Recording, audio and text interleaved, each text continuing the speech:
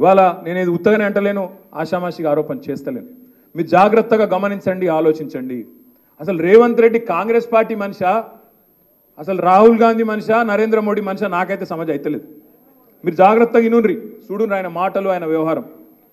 రాహుల్ గాంధీ ఏమో ఏమంటాడు, దేశం అంతా తిరుగుతుండు పాపం ఆయన కాలికి బల్బం కట్టుకొని. ఆయన ఏమంటుండు పిచ్చోడు, చౌకీదార్ చోర్ హై అంటాడు. నరేంద్ర మోడీని చౌకీదార్ చోర్ హై అంటాడు. రేవంత్ రెడ్డి ఏమంటుండు, హమారే బడే బాయి హై, మోదీ సాబ్ హమారే బడే బాయి హై. ఆయన చోర్ అంటాడు, ఈయన బడే బాయ్ అంటాడు. ఆడ రాహుల్ గాంధీ ఏమో పాపం అమాయకుడు, అదానీ ఫ్రాడ్ హై అంటుండు. అదానీ ఫ్రాడు, దొంగ అంటుండు. ఈయనేమంటుండు, అదానీ హమారే ఫ్రెండ్ హై, ఫ్రాడ్ నహీ హై. ఇది రేవంత్ రెడ్డి గారి మాట. ఇంకొక మాట మీరు చూడండి, గుజరాత్ మోడల్ ఫేక్ హై అని రాహుల్ గాంధీ అంటాడు. గుజరాత్లో డొల్లాది ఉత్తదే ఫేక్ మోడల్ అని ఎవరు అంటుండ్రు, ఇవాళ రాహుల్ గాంధీ. రేవంత్ రెడ్డి ఏమంటుండు, మా తెలంగాణ మోడల్ కాదు, తెలంగాణను నేను గుజరాత్ చేస్తా అంటుండు. తెలంగాణను గుజరాత్ మోడల్ అంటే ఏం చేస్తావు? ఇక్కడ కూడా గోద్రా లెక్క, ఇక్కడ కూడా మైనారిటీల కొంపలు ఉచ్చుకొని బుల్డోజర్లు తెచ్చి ఇండ్లు గులగొట్టి దిక్కుమాలిన పనులు చేసి హిందూ ముస్లిం ఫీలింగులు తెస్తావా? ఏంటిది గుజరాత్ మోడల్ అంటే? రాహుల్ గాంధీ ఏమో అరవింద్ కేజ్రీవాల్ని అరెస్ట్ చేసుడు తప్పు, లిక్కర్ స్కామ్ లేదు, మన్ను లేదని ఆయన అంటుండు. నా ఇన్సాఫియా అంటుండు. రేవంత్ రెడ్డి ఏమో కవితమ్మని అరెస్ట్ చేసుడు కరెక్టే, స్కామ్ అని ఇక్కడ వీడు మాట్లాడతాడు. నేను అందుకే అంటున్నా, ఎవల మనిషివి నువ్వు? రాహుల్ గాంధీ మనిషివా, కాంగ్రెస్ మనిషివా, బీజేపీ మనిషివా, నరేంద్ర మోడీ మనిషివా చెప్పు. నువ్వే ఆలోచించు, మీరు జాగ్రత్తగా ఆలోచించుండ్రి. ఆయననేమో చౌకీదార్ చోర్ అంటే ఈయననేమో నై బడే బాయ్. ఆయన ఫ్రాడ్ అంటాడు అదానిని, ఈయననేమో ఫ్రెండ్ అంటాడు. లిక్కర్ స్కామ్ లేదని ఆయన అంటాడు, స్కామ్ ఉందని ఈయన అంటాడు. గుజరాత్ మోడల్ ఫేక్ అని ఆయన అంటాడు, కాదు జబర్దస్త్ మోడల్ అని ఈయన అంటాడు. నేను అందుకే అంటున్నా, మిత్రులారా ఆలోచించుండ్రి. ఒక్క ఓటు ఇవాళ రేవంత్ రెడ్డి పార్టీకి వేసినా మళ్ళా అది అల్టిమేట్గా లాభం అయ్యేది బీజేపీకే. ఇది నేను చెప్తున్నా, మీరు రాసి పెట్టుకోండి, గుర్తు పెట్టుకొని, యాద పెట్టుకొని. నేను చెప్తే ఇవాళ మీకు కొద్దిగా ఎక్కువ చెప్తున్నామో అనిపిస్తుంది, కానీ రేవంత్ రెడ్డి రేపు ఆయన స్కెచ్ అంతా ఒకటే. ఒక 30-40 మంది కాంగ్రెస్ ఎమ్మెల్యేలను వేసుకోవాలి, ఎత్తుకోవాలి. దబ్బన వస్తే మన టీఆర్ఎస్లో కూడా 5-10 మందిని గుంజుకోవాలి. మొత్తానికి అందరు కలిసి బీజేపీలకు డైవ్ కొట్టాలి, మోడీ దగ్గర పోయి కాళ్ళ దగ్గర కూర్చోవాలన్నదే రేవంత్ రెడ్డి యొక్క ఎత్తుగడ. ఇది పార్లమెంట్ తర్వాత జరుగుతుంది, పార్లమెంట్ తర్వాత ఇదే జరుగుతుంది, మీరు యాద పెట్టుకోండి. ఎందుకంటే ఇప్పటికి నేను 10 సార్లు అన్నా ఈ మాట. రేవంత్ నువ్వు చెప్పు అన్నా, చెప్తలేడు. ఎక్కడ కమిట్ అయితలేడు. దబ్బన కమిట్ అయితే మళ్ళీ ఎక్కడ దొరకబట్టుకుంటారు అని కమిట్ అయితలేడు. మల్కాజ్గిరి రమ్మంటే కమిట్ కాడు. రేవంత్ నువ్వు ఉంటావా కాంగ్రెస్లో, బీజేపీలో పోతావా అంటే కమిట్ కాడు. ఎందుకంటే ఆయనకు అలవాటు, అన్ని పార్టీలు ఖతమైపోయినాయి, అన్ని చూసిండు ఆయన. మొదలు చాలు చేసిండు, బీజేపీలోకి వెళ్ళి షురువు అయింది ఆయనది, ఏబీవీపీలు ఉండే.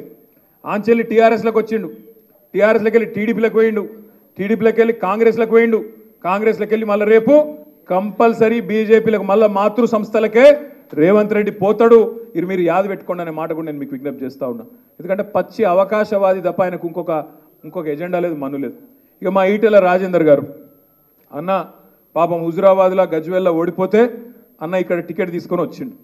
రాజేందర్ అన్నకు నాకు ఒక దగ్గర స్పీచ్ చూసిన మల్కాజ్గిరిలో, మేడ్చల్కో యాడుకో పోయిండు. పోయి పాపం రాజేందర్ అన్న రైతుల మీద ప్రేమ కురిపిస్తున్నాడు. 2 లక్షల రుణమాఫీ ఏమైంది? రేవంత్ రెడ్డి నువ్వు రుణమాఫీ చేయి, నేను తప్పుకుంటా పోటీలకు వెళ్ళని చెప్పి రాజేందర్ అన్న మాట్లాడుతుంటే నాకు నవ్వాలనో ఏడవాలనో అర్థం కాలేదు. ఆయన మర్చిపోయిండు పాపం ఏ పార్టీలో ఉన్నాడో. ఆయన ఇంకా టీఆర్ఎస్లో ఉన్నా అనుకుంటుండు పాపం రాజేందర్ అన్న నువ్వు బీజేపీ వాళ్ళు మీరు రైతు రుణమాఫీ గురించి మాట్లాడితే దయ్యాలు వేదాలు వాళ్ళు ఇచ్చినట్టుంటుంది.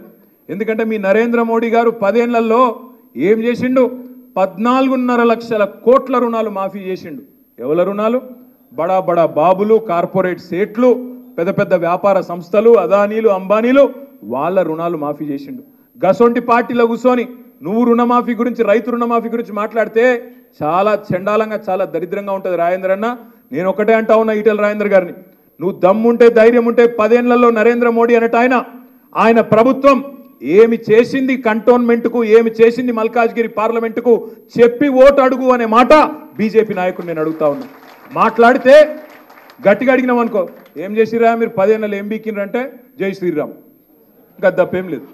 రామనామ జపున పరాయమాలను అప్పున, రామనామ జపున 11,560 కోట్ల ఎలక్ట్రల్ బాండ్స్ అప్పున, 11,560 కోట్ల రూపాయలు ఇవాళ బీజేపీ అకౌంట్లో ఉన్నమాట వాస్తవం కాదా? ఎలక్ట్రల్ బాండ్స్ రూపంలో మీరు ఇవాళ ఏదైతే స్కామ్ అంటుండ్రో, లిక్కర్ స్కామ్, అందులో ఒక ఆయన దగ్గర 60 కోట్లు తీసుకొని ఆయనను బయటికి పంపింది వాస్తవం కాదా? ఇవన్నీ వాస్తవాలు కదా రాజేందర్ అన్న?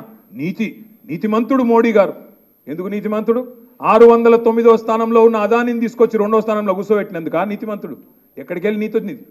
అందుకే నేను అంటా ఉన్నా మిత్రులారా, ఆగం కాకండి. గోసముఖం పెట్టంగానే ఇప్పుడు అన్నాడు మా అన్న, గోసముఖం పెట్టంగానే ఆగమయ్యారు. రాజేంద్ర అన్న మంచి డైలాగులు కొడతాడు. హుజురాబాద్లో కూడా సాదుకుంటారా చంపుకుంటారా అని మాట్లాడండి. అనగానే పాపం అయ్యో పాపం మా ఓడు కదా అని ఆయనతో ఓటేసింది. ఏమైంది ఓటేసిన పాపానికి? మళ్ళీ హుజురాబాద్ మరి కూడా చూడలే, ముఖం కూడా మళ్ళీ చూపెట్టలే. అందుకే నేను అంటా ఉన్నా, ఇలా రాగిడి లక్ష్మారెడ్డి గారు ఏదో పర్సనాలిటీ పరంగా చూస్తే ఒక ఆమెనేమో జెడ్పీ చైర్మన్, ఒక ఆయననేమో ఆమె భర్తనేమో మాజీ మంత్రి, ఇడిదిక్కేమో ఒక మాజీ మంత్రి. వీళ్ళు పెద్దగా కనబడుతుండొచ్చు. లక్ష్మారెడ్డి అన్న అయ్యో ఈయన ఇదివరకు మాకు తెలియదు కదా కొన్ని నియోజకవర్గాల్లో అనే పరిస్థితి ఉండొచ్చు. కానీ నేను మిమ్మల్ని కోరేది ఒకటే, సీనియారిటీ కంటే సిన్సియారిటీ ముఖ్యం. అది తప్పకుండా రాగిడి లక్ష్మారెడ్డి గారిలో ఉంది. వాళ్ళిద్దరూ ఇవాళ అక్కడ పోటీ చేస్తున్న ఇద్దరు కూడా కేసీఆర్ గారి దగ్గర పదవులు పొంది కేసీఆర్ గారికి వెన్నుపోటు పొడిచి అక్కడ నిలబడ్డ నాయకులు అవతల దిక్కున్నారు. మరి అట్లాంటి వాళ్ళు కావాలన్నా, సిన్సియర్గా కష్టకాలంలో కూడా కేసీఆర్తో నడుస్తున్న లక్ష్మారెడ్డి గారు కావాలన్నా ఆలోచించవలసిన బాధ్యత మన మీద ఉన్నది. ఇలా నిల్చున్నది లక్ష్మారెడ్డి గారు కాదు, నిల్చున్నది కేసీఆర్, నిల్చున్నది ఒక గులాబీ సైనికుడు. మనందరం కూడా నిలబడ్డం అనుకుని కొట్టాడాలి తప్ప ఒక లక్ష్మారెడ్డి అన్న నిల్చున్నాడు మాకేంది అన్నట్టుగా పట్టిలేనితనంతో వ్యవహారం చేస్తే కాదు.